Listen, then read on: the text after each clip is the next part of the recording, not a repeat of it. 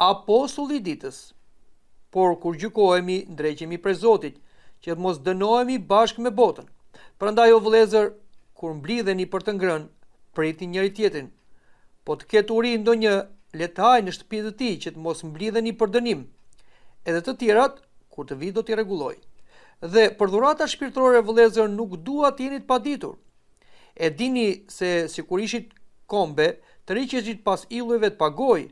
Prandaj ju bëj të ditur se askush që flet me shpirt perëndie nuk thot për Jesuin qoftë i mallkuar. Dhe askush nuk mund thot se Jesu është Zot vetëm me anë të Shpirtit të Shenjtë. Edhe dhuratat janë të ndara, por Shpirti është po ai. Edhe shërbesat janë të ndara, por Zoti është po ai. Edhe veprimtaritë janë të ndara, por Zoti është po ai që i vepron të gjitha në të gjitha. Komenti i apostullit. Të nderuar dëgjues të radios Ngjallë dhe miq të Ungjillit, sot lexojmë nga letra e apostullit Pavlit drejtuar Korintasve, letra e parë, kapitulli 11, vargu 31 deri në fund dhe nga kapitulli 12, vargu 1 deri në vargun 6. Vargu 31, kapitulli 11 thot, sepse po të dallonim veten tonë nuk do të gjykoheshim. Apostulli Pavli ngre një problem për të krishterët e Korintit, sepse ata mblidheshin në për agape ishin takime, dashurie, ku darkonin me një tjetrin dhe pastaj kungoheshin me trupin e gjakun e Krishtit pas modelit të darkës mistike që bëri Zoti me apostujt. Por shpeshherë në këtë darka agape ata vinin të padenj dhe aq më tepër kungoheshin të padenj dhe për këtë arsye dhe Zoti i kishte qortuar, i kishte dënuar, siç na thuhet edhe në vargun 30, prandaj kanë mes tuaj shumë të dobët dhe të smur dhe vdesim ja veta. Prandaj thot, nëse ne ushtrojmë vetgjykim, pra kontroll të vetvetes, nuk do kemi nevojë të disiplinohemi. Kjo është një këshill që apostulli Pavli ja bëri Korintasve, po ja bën të krishterë në çdo kohë. Pra, sa herë që neve shkojmë në darkën mistike, pra të kungojmë me trupin dhe gjakun e Zotit, patjetër duhet të kemi një vetgjykim, një ekzaminim të gjendjes sonë mëkatare. Pra, nëse ne kemi mëkate të vdekshme, ne nuk duhet të afrohemi kungatës synore, sepse ajo na dënon, sepse Zoti është i shenjtë dhe i drejtë. Por nëse kemi mëkate të vogla të përditshme, duhet t'i rrëfejmë këto përpara ikonës dhe të shkojmë me frikë, besë, dashuri të kungojmë me trupin dhe gjakun e Krishtit. Por nëse edhe një herë kemi mëkate të vdekshme, me njerë duhet shkojmë tek Ati rrëfyes dhe vetëm kur Ati rrëfyes na japi lejen për kungim, atëherë duhet dhe të kungohemi. Por këtë na i thot dhe vargu 32, por kur gjykohemi, ndreqemi prej Zotit që mos dënohemi bashkë me botën. Pra, apostulli thot, por kur gjykohemi, ndreqemi nga Zoti. Pra, ose kur Zoti na gjykon drejt për drejt, se ai është gjykatësi i drejtë dhe na qorton për mëkatet tona, pra me një sëmundje, me një fatkeqësi që të na sjellin në pendim, ose kur neve vetë gjykojmë vetveten, atëherë çfarë ndodh? Neve ndreqemi prej Zotit. Zoti nuk do që ta dënoj mëkatarin, por kundër ta shpëtoj. Aq më tepër ndreqja e Perëndis nuk do thotë që Zoti na urren, përkundrazi, atë që dua thot e ra me thupër dhe Perëndia e bën këtë që të mos dënohemi bashkë me botën. Këtu bashkë pra me të pabesët dhe mëkatarët. Në vargun 33 na thuhet, prandaj vëllezër, kur mblidheni për të ngrënë, pritni njëri tjetrin.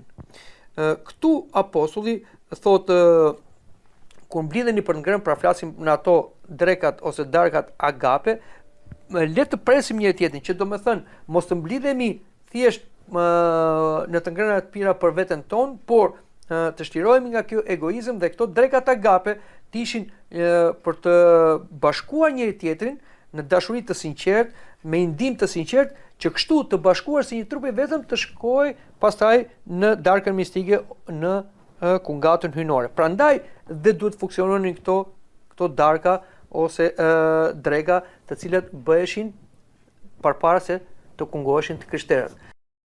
Vargu 34 thotë, por po të ketë uri ndonjë letaj në shpinën e tij që të mos mblidheni për dënim dhe të tjerat kur të vijë do t'i rregulloj.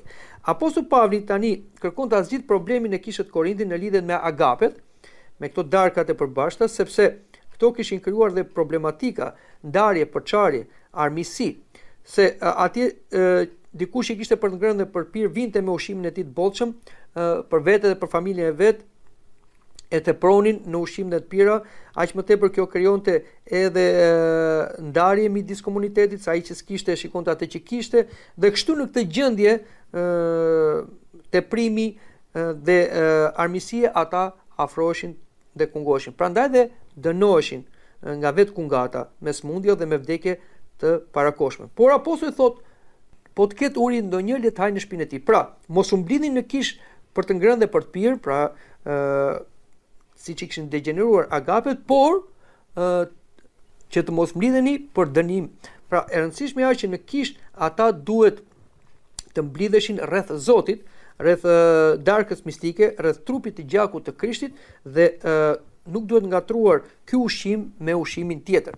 Kjo është arsye që në kishën tonë ortodokse, përpara se të kungohemi, ne mbajmë një kreshëm të fortë, pra që në të shtunën në darkë nuk lejohet të hahet ushqim me bazë shtazore dhe në produkte, por vetëm ushqim me bazë bimore, dhe për ata që janë më të fortë është dhe një ushqim pa vaj.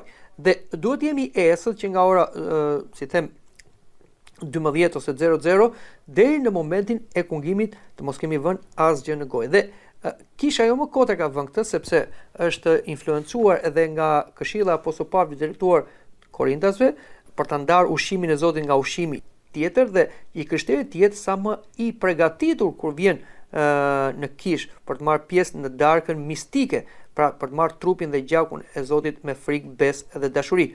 Se ndryshe mund të ndodhi që të jemi të papërgatitur dhe atëherë në vend që të shkojmë në kish për bekim, ne vim për dënim. Dhe vazhdon apostulli dhe të tjerët kur të vijë do t'i rregulloj. Pra, përveç këtij problemi kishte edhe probleme tjera në kishën e Korintit që apostulli thotë do t'i rregulloj kur ai të vijë vet fizikisht tek ata. Vazhdojmë dhe lexojmë në kapitullin 12 vargu 1 ku na thuhet: edhe për dhuratat shpirtërore vëllezër nuk dua të jeni të paditur. Në Korint kishte një problem tjetër, pra besimtarët e Korintit kishin marrë dhuratën e gjuhëve. Dhurata e gjuhëve ishte një nga dhuratat e para të Shpirtit Shenjtë, siç shikojmë në ditën e Pentikostit, Shpirti i Shenjtë foli nëpërmjet gojës së apostujve me gjuha që ata nuk i dinin, nuk të panjohura, flasin me gjuhë të huaja. Dhe kjo është një nga dhuratat e Shpirtit Shenjtë, sepse ne dimë se gjuhët erdhën si ndëshkim për shkak të mëkatarëve në kullën e Babelit. Por përsëri Shpirti i Shenjtë, gjuhët të cilët në kullën e Babelit i përdori për t'i ndarë kombet që ata mos bashkoheshin në të keqe kundër Zotit, tashmë nëpërmjet gjuhëve ai kërkonte t'i bashkonte kombet në Krishtin, pra në të vërtetin, në Perëndin. Prandaj dhe dhurata e gjuhëve ishte dhurata e parë që u dha apostujve, po dhe kombeve. Kështu që kjo është një dhuratë edhe në kishën e Korintit, por kishte filluar një problem, sepse ata që kishin dhuratën e gjuhëve mendonin se kishin dhuratën më të madhe dhe kishte filluar dhe inferioriteti brenda besimtarëve të tjerë. Prandaj dhe apostulli thotë, dhe për dhuratat shpirtërore vëllezër nuk duhet jeni të paditur, dhe në vargun 2 na thotë, edhe dini se kur ishit kombe të riqeshit pas illëve të pagoj. Tashmë apostulli kërkon të sqarojë Korintasin në lidhje me këtë dhuratë, por dhe me dhuratat shpirtërore. Në fillim fare ata kishin qenë pagan, dhe duke qenë pagan, ata kishin rënë viktima e illëve të pagoj. Pra illëve të pagoj qenë statuja, por brenda këtyre statujave shpeshherë fliste djalli i cili mashtronte paganët. Kështu që duhet kishin kujdes këta Korintasit se me çfarë fryme ishin duke folur. Prandaj dhe në vargun 3 sqaron, prandaj po ju bëj të ditur se askush që flet me shpirt perëndie nuk thot për Jesuin qoftë i mallkuar, dhe askush nuk mund të thotë se Jesu i Zot vetëm me anë të Shpirtit të Shenjtë. Tashmë apostulli Pavli kërkon të thotë se ju duhet të dalloni frymën djallëzore nga Shpirti i Shenjtë. Prova vendimtare që Shpirti i Shenjtë është tek juve është kur ju nuk thoni për Jesu Krishtin qoftë i mallkuar, por thoni që Jesu Krishti është Zot, dhe Jesu Krishti është Zot e thoni vetëm me anë të Shpirtit të Shenjtë. Pra, fryma e Shenjtë nxit të gjithë krishterët të dëshmojnë për Krishtin dhe të bashkohen në Krishtin në një unitet, ashtu siç dhe vetë Zoti Krisht u lut Atit. Edhe unë u dhash atyre lavdin që më dhe, që ti je një, sikurse dhe ne jemi një. Unë tek ata dhe ti tek unë, që ti jetë përsosur në një. Dhe bota ta njohë që ti më dërgove dhe si desh ata siç më deshe mua. Pra, Shpirti i Shenjtë i jep dhuratat, siç është dhurata e gjuhëve, jo për të krijuar konfuzion, siç ishte krijuar në kishën e Korintit, por përkundrazi për unitet. Prandaj, nga keqpërdorimi i kësaj dhurate mund të përdori edhe nga i ligu, i cili kërkon që dhe dhuratat e Perëndis t'i keqpërdori për të krijuar ndarje dhe përçarje midis të krishterëve. Prandaj vazhdon Apostulli Pavli dhe sqaron më poshtë. Dhe në vargun 4 na thot, dhe dhuratat e të ndara, po shpirti është po ai. Pra, apostulli tregon se nuk ka vetëm një dhuratë të Shpirtit të Shenjtë, pra nuk ka vetëm dhuratën e gjuhëve të huaja, por ka dhe dhurata të tjera. Dhe të gjitha këto dhurata i jep Shpirti i Shenjtë. Pavli thot, jo, uniteti juaj nuk bazohet në zotrimin e një dhuntie të përbashkët, por më tepër në zotrimin e Shpirtit të Shenjtë, që është burimi i të gjitha dhuntive dhe dhuratave. Dhe vazhdon vargu 5 thot, dhe shërbesat janë të ndara, por Zoti është po ai. Dhe përsëri kemi një larmi shërbimesh, të cilat gjenden në kish, por të gjitha këto shërbime, të gjitha këto janë të ndara, pra janë të veçuar nga njëra tjetra, por të gjitha këto i jep Zoti për të mirën e komunitetit, pra ashtu siç janë gjymtyrët e një trupi. Dhe vazhdon. Dhe vargu 6 thot, edhe veprimtarit janë të ndara, por Zoti është po ai që vepron të gjitha në të gjitha. Pra, përsëri, megjithëse ka larmi veprimtarisht brenda komunitetit krishterë, për sa i përket dhuntive shpirtërore, është i njëjti Perëndi i cili fuqizon besimtarët.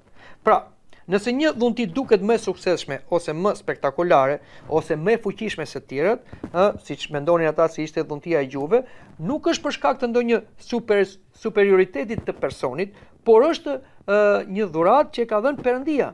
Perëndia atë me anë të Birit dhe të Shpirtit të Shenjtë. Sepse vetë apostulli Pavli na përmend të tre personat e Trinisë së Shenjtë, përmend Shpirtin e Shenjtë që ndan dhurata, përmend Isu Krishtin, Zotin, që ndan shërbesa dhe përmend Perëndin atë që ndan veprimtari.